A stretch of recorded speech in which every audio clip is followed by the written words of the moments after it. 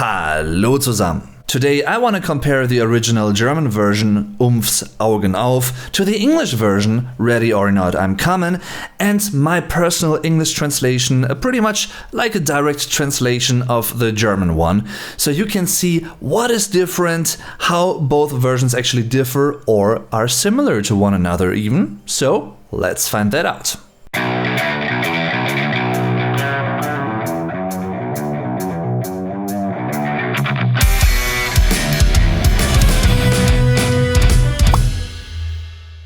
Back in 2004, when Augen auf was first released as a single of the band's album Wahrheit oder Pflicht, Truth or Dare, this one was a gate opener for me personally. I vividly remember being impressed by the somewhat creepy video, especially from the perspective of a 12-year-old back in the day. I really loved the dark and brooding bass, along with the basic lyrics, melody, and Dero Goy's dark and rich voice. In 2010, Umf released an English, sort of best-of compilation album called Truth or Dare with English versions of some of their songs, which also features a new English version of their biggest hit to date, Augen auf, which in 2004 was their mainstream breakthrough success. Since the lyrics are quite similar to the German version, the topic is the same and all, but still, there are linguistic differences here and there. I thought it might be an interesting idea to linguistically compare both versions. So, in order to understand what the German lyrics would actually get translated to one by one and quite literally in English, you're gonna see my personal direct translation in the middle column and the official English lyrics in the right column. Alright, let's begin. Structurally very interesting, the song doesn't start with the first verse, it begins with an introduction phrase, which is short, but arguably one of the German version's most poignant exclamations. Eckstein, Eckstein, alles muss versteckt sein.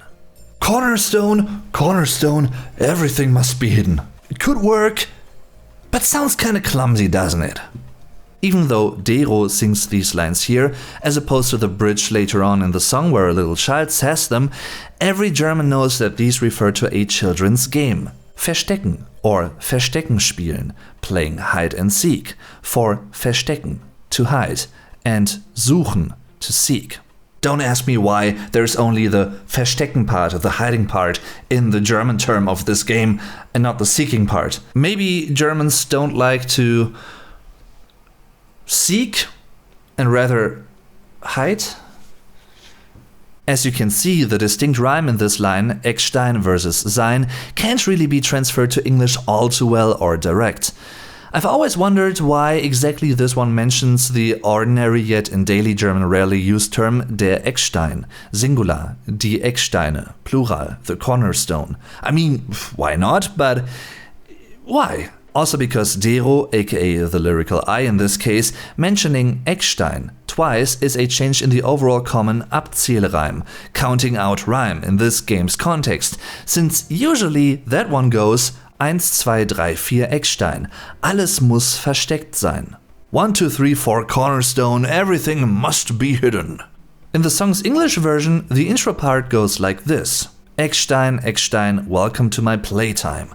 Eckstein, Eckstein, if you peek, then you'll die. Interesting combination of German and English, if you ask me, and I know you do.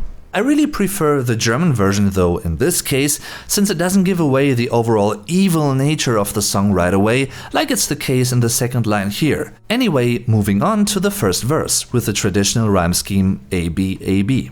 Wieder lieg ich auf der Lauer, denn wir spielen unser Spiel. Wieder wart ich an der Mauer. Wieder steh ich kurz vorm Ziel. Und ich höre deinen Atem. Und ich rieche deine Angst. Ich kann nicht mehr länger warten, denn ich weiß, was du verlangst.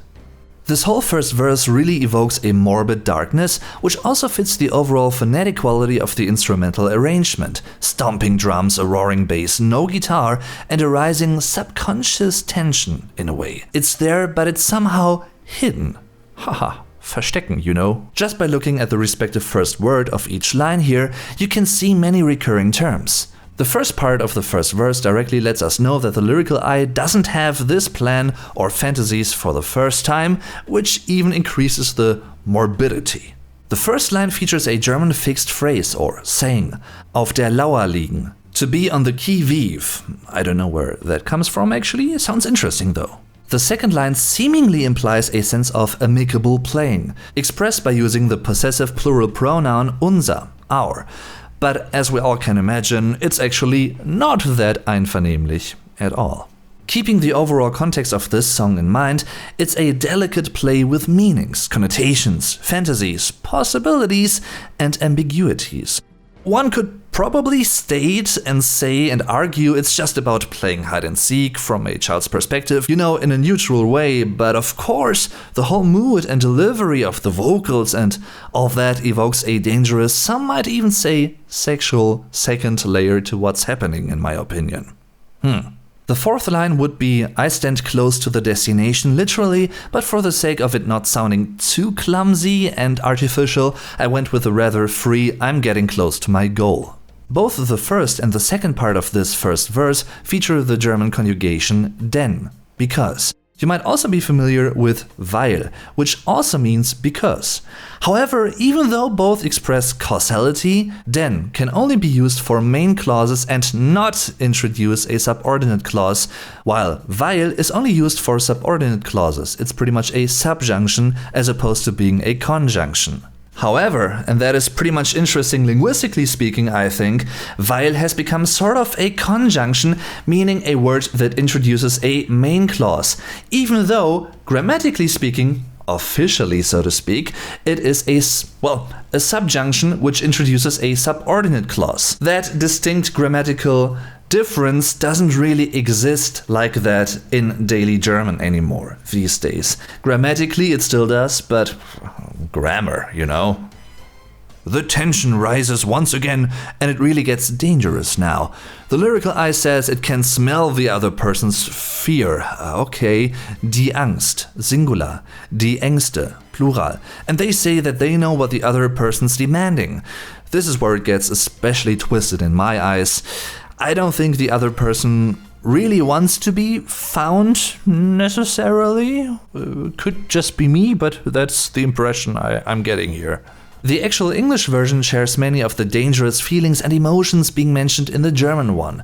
I think this verse is an especially great showcase of how German lyrics could be transferred to English truthfully, yet also freely, where it's better to move away from a literal translation. Line 2 is a great example of that in my opinion. Okay, arguably it doesn't feature the causality, but it still works semantically. I also like that the second half keeps the repetition style. Und. And. It even adds a second repetition which isn't there in the German version. Ich. I especially like the last line, even though it's way more obvious and less ambiguous than the German one. Prior to the chorus, a little boy counts to 10 in German. 1, 2, 3, 4, 5, 6, 7, 8, 9, 10. Yeah, I can count. Interestingly enough, the English version also keeps the German counting, das Zählen. Don't know why that is, but I can live with that, I guess. The chorus is a stark contrast to the brooding verses because now the actual anticipated release of tension is there. This also gets underlined by the use of the heavy electric guitars and the huge production in general. Augen auf, ich komme. Augen auf, ich komme. Augen auf, ich komme. Aufgepasst, ich komme. Zeig dich nicht. You might be wondering why there's a different translation when the first 3 lines are the same in German.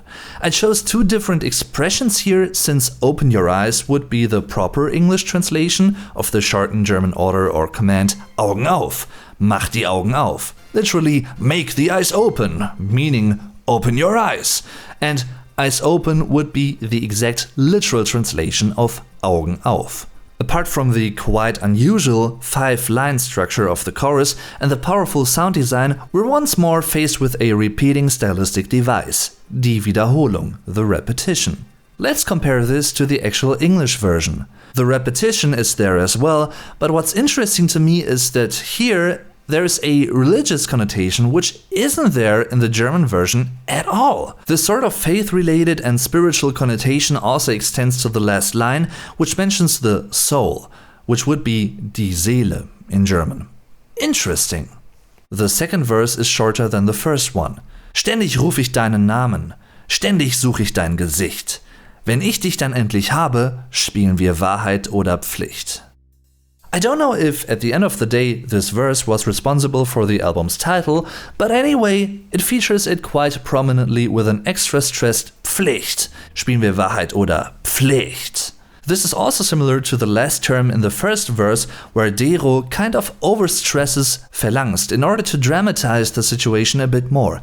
Verlangst. The temporal adverb ständig, constantly, again refers to the idea that was mentioned in the first verse.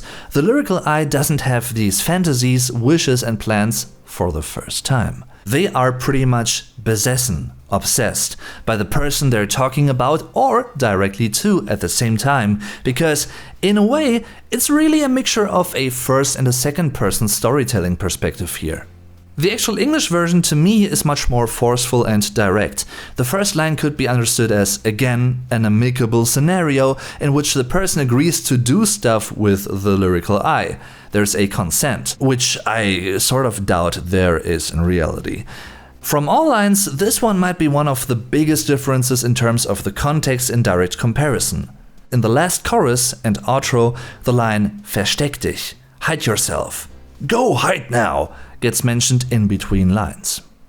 Okay, now some guys might say I'm biased when it comes to this, and to some degree I might be. I still prefer the German version over the English one for lyrical and stylistic reasons, even though the English one is cool as well because it really adds new flavors, new nuances here and there, new details like the whole faith and religious thing that isn't there in the German version at all, at least not specifically. To me, the German version still works a bit better because it's more subtle, linguistically, and a bit more ambiguous maybe.